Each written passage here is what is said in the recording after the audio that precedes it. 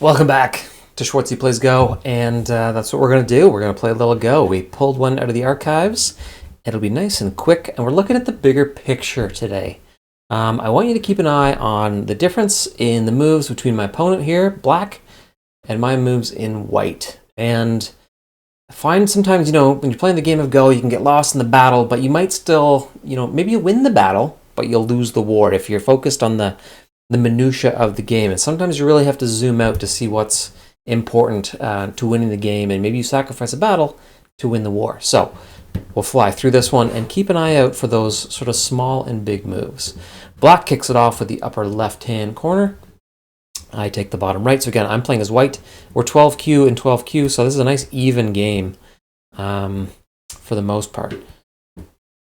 All right, so black sort of attacked my corner. Look at that, we jumped off. That is a big move. It's not the biggest moves on the board. We still have, the main points are still available, but, jumping off from here to here, we're jumping out, 1, 2, 3, 4 lines. And look at that, one stone, just like, look how much more territory we're kind of having our influence over and our control over. That's one play, and we're getting like 12 points out of that. Black then attacks the upper left with the exact same thing. What do? We defend it off, make the exact same play, jump off 4 lines. And again, one stone, at 12-ish points, maybe more, maybe 16 points, something like that. So now it's up to black. Oh, gets aggressive. Okay, he wants to battle. We'll battle him. Battling away. Again, black lost. I'm just going to back up a couple. Black lost interest pretty quickly here. Played like 5 plays. I'm attacking those 3, and then he just shifts focus to the bottom of the board down here to shore up his bottom left. Like, sure, you can do that. Then we jump off again. 4 lines. 1, 2, 3, 4 lines coming down this way and just giving some volume to our group here on the left-hand side of the board. Keeping in mind that these 3 stones of black, they're in rough shape. There's a good chance I'm going to kill those at this point. Now that I have this cutting point here, I'm probably going to win this whole left-hand side of the board. So, upper left-hand side, I should say. Not the whole thing. Black, though, again, wants to get aggressive. He wants to battle. All right. You're gonna fight these little battles. Sure. That's fine. We can do that. And look at that. One more extra play up there just to solidify. All right, these 3, they're toast. In fact, completely locking up this upper left-hand side. Black threw in here to battle. He's got 4 stones. It really hasn't gained him much. Maybe he can link up over this way and kind of form a wall around mine as part of a bigger group here in the bottom left, but to be determined. And really, this attack just kind of fortified my defenses so that, I don't have any vulnerabilities up there now. Like, that's going to be my territory. So good luck trying to take that. So I'd say that battle kind of backfired on black. Black, though, for, to their credit, they do take a big move here. And you can see he's setting up here, and he's set up a little bit over here. Trying to capture that space in the middle, most likely. Don't want him to do that, so we throw in there. Threw in pretty high, though. By high, I mean like off the edge of the board, right? Which gave black the opportunity, the space to sneak in underneath and link up. So sure enough, that's fine. But we're gonna attack a little bit on our own here. Okay, pushing over to the left. Okay, just fortifying a little bit because my group here needs a little bit of help. We don't have any eyes settled. Probably not going to kill anything off. Black can kind of continue to cut us off along a path here, and then we're going to have to run out this way, probably. Black, though, in the minutia, again, he's just putting my single stone into Atari there. We respond, sure. This is a good job by black here. This is smarter because he's playing offense and kind of trying to wrap this corner, but in doing that, he's capturing that upper right-hand corner, so I like that, but then he already backed off within a play or 2, kind of shifted focus. Again, attacking these 2 stones, which, sure, but there's bigger plays on the board. Like, there's still huge chunks up right here and right here. There's some big plays, big spaces that are wide open on this board.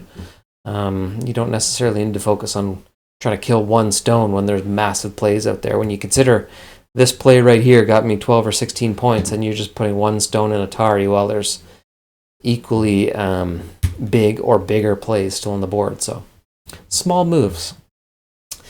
Like I said, keep an eye on those small moves. Small moves versus the big moves. And black here is kind of laddering his way out. Sure. This, to his credit, nice play there to seal up the corner. This was pretty vulnerable to attack if I could slide in up on that right-hand side.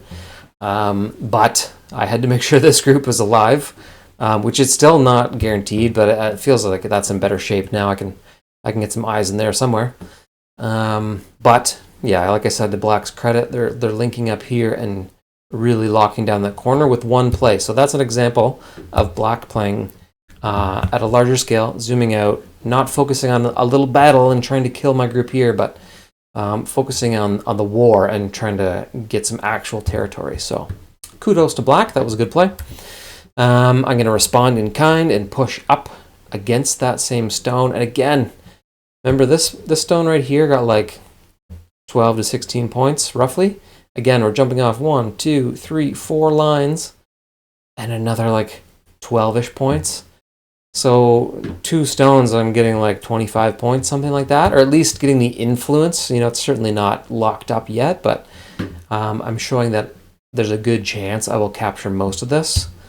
Really effective and efficient use of those plays, while also, you know, pushing this guy and simultaneously offering some support to this group. If this group is in trouble and it doesn't get the eyes and it needs to link up, look how much closer I am now from here as opposed to here. So a couple wins there. But black, okay, aggressive, wants to battle again, sure. Looks like, yeah, he might get something out of that. And like I said, like this wasn't guaranteed by any means. I'm setting up the framework. But, you know, the flip side of the coin is we thought he had this upper right-hand corner, but that's not guaranteed either because I just snuck inside and can really start to erode away potentially at that space in there. So whatever black gained in here by attacking, I'm just kind of exploiting the same thing up in the upper right-hand corner. So tit for tat. Black defending, look at that, just pushing in, sure. Linking up. So not only have I linked up sort of this group here, which has penetrated the corner, because now we're sort of, you know, we're connected up this way. One more play, again, we're offering support. We're just like one play off. If I can get this point right here, I'm almost guaranteed to link this all up as one big group. And there's a lot of safety in that, a lot of power and influence in that. So overall, this seems like a net loss for black. He got focused on the battle, the small fight right here. And in doing that, he won that fight, but then he also created a fight and lost it up here. And it, I think, ultimately pushed me closer to winning the war. I think I'm in a better position now after those 2 little battles. I'm in better shape to win the war. So, to be determined still, but not too far away. We're getting there. We solidify our link up. Sure, black wants to get aggressive over here. We'll take a kill. Sure.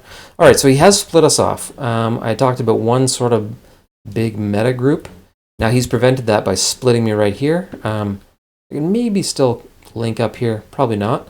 So it looks like this group here will need to be independent. So I'm going to have to get 2 eyes in this inner space somewhere. So keep an eye on that. But again, black focusing on a battle, like maybe he's actually I shouldn't say that because I'll get potentially an eye up here. So even if I get 1 eye up here, I can, as long as I link these up, I can get a second eye up here somewhere, and then, you know, totally safe. And black's really attacking a small little thing here, a small little portion of the board with not necessarily a lot of payoff, and there's still huge plays that are wide open. So big plays, I should say. So what are we doing here? We're just doing a little defense. And yeah, I'd say we're in pretty solid shape as of right there. 100% we'll get an eye in here. We're officially connected all the way through up to here, and we can get an eye in here somewhere if we need to. And honestly, we probably don't even need to. I think we can get a second eye We can get 2 in here somewhere, so that's fine. And then also down here, we're totally safe now. We've linked everything up. We have our connections. There's no cutting points in there. Sure, I might lose 1 stone. That's an Atari. Doesn't matter to me. That's fine. And again, black focusing on these little battles, but there's a huge move still up for grabs over here. Let's see if he takes it. He doesn't. This is a crazy play to me. This is a small play. I think this is a mistake.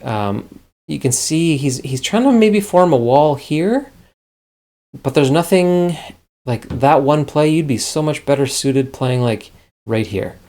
You're jumping 1, 2, 3, 4 lines off your group to the right, and 1, 2, 3, 4, 5 lines off your group to the left. So realistically, even if you played there, like I probably would jump in here, but you're just in such a stronger position along the bottom of the board by playing down here than you are by playing up here. It's not attacking. I don't have to address this. Honestly, it's kind of a nothing move. This would be a perfect chance now. Well, I'm not actually sure what the next play is, what I take, but I should play down here somewhere. What do? There we go. Took one of those. I initially said here, but it doesn't matter. I think either here, maybe here even. Any of those were fine. And it's just, look how much, if we can just even get a small base down there that just eats up so much space as opposed to giving that all to black. Like that's black's potential. And we just threw right into the heart of it. So there was one big play left on the board and we took it. Took his lunch money and black's going to have to respond here. And now this looks like a solid group, so he does have the nice strong wall there on the right, and this is what he should have done earlier, is push to the left, and then all of a sudden you capture everything in between, right? But now I'm here, I can start forming a base up in the bottom of the board, which is exactly what we're going to do. So, black got in there hyper-aggressive with a battle, and we're going to get at least 1 kill. We're pushing out to the middle. The middle of the board's a little bit chaotic and up for grabs here. We're going to get our eyes though, right? We have at least 1 eye down here. We can probably get 2 in there anyway. Probably get another one up here, and we're almost linked up not only this way to the left-hand side of the board in that group, but also now over this way into this group. So there's a chance actually that I might only end up with 2 groups in this whole game because of this. Could be, roughly, I'm drawing this super rough, don't judge me on this too much, but this could roughly be the outline of 1 group of mine. Everything in there, in the middle of this, that's all potentially 1 group, right? Plus, we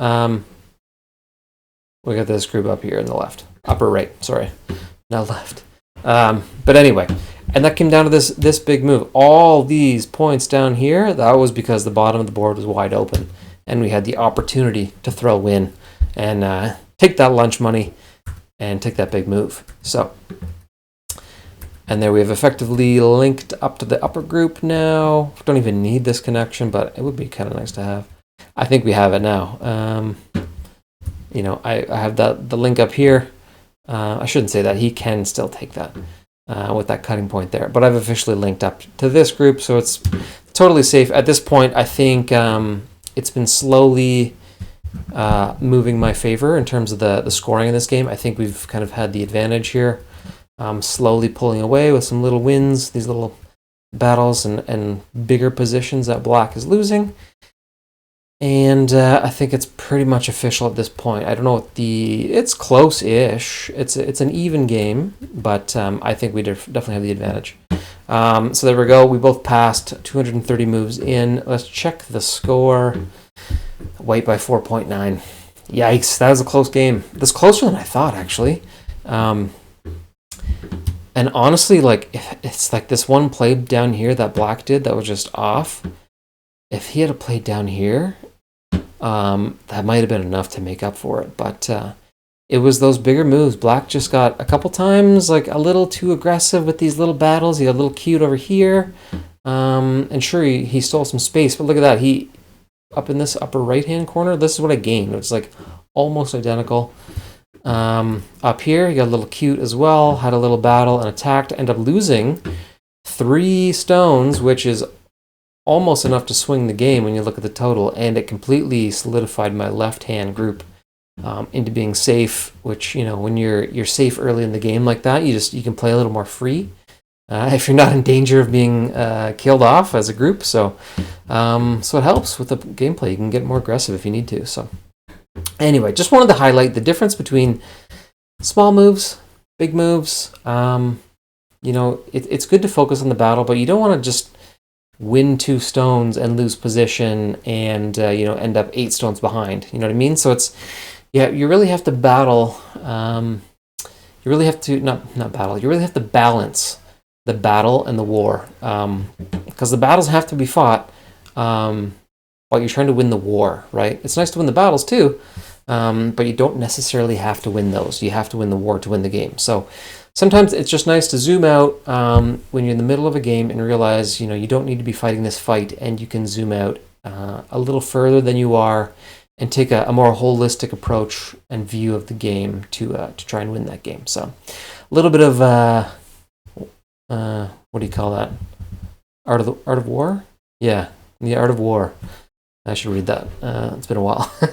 Anyway, we'll wrap it up there. Wasn't as quick as I thought, but thanks for sticking around. Thanks for watching. Keep an eye out for lots more fun stuff this year, and we'll see you in the next one. Let's go.